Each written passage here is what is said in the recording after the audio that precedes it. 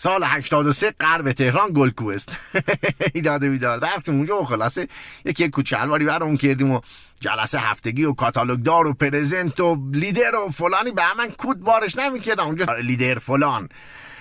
خلاصه که خدا رو بنده نبیدیم یکی دفتر داده بیدن اون اهداف کوتاه مدت و اهداف بلند مدت. بعد 20 سال یادم میاد خندم میگیره یکی از بچه آمده تو اهداف بلند مدتش نوشته میخوام بهمن مترو بزنم. اون هم از شبیه مترو اگشتی تو بهمن سرش اول بهمن قرار میگیره تهش آخر بهمن ایستگاه بعد امامزادگان احمد جعفر حتما پاسکات دم امامزادگان 500 متره.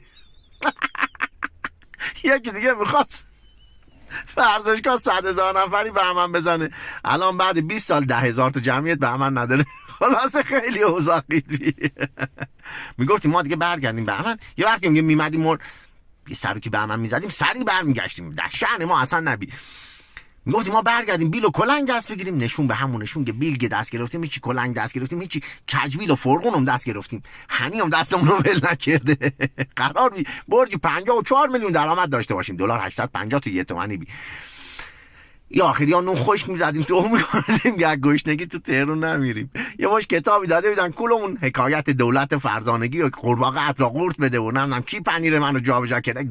روح نویسنده یک کتابا من خدا هستم و خدا و درون من هستم کی خواهم توانست اگر یک تاچر تا پتای مخامون پاک جو آدمون این سگ بگیره جو نگیره حواستون خیلی باشه همین داستانا به پای جو نگیره دادون بفرستید به زخ خوردگان بیز و بادران و گلکوست و یکشون یه یادآوری برشون بشه روز و روزگاردون خوش.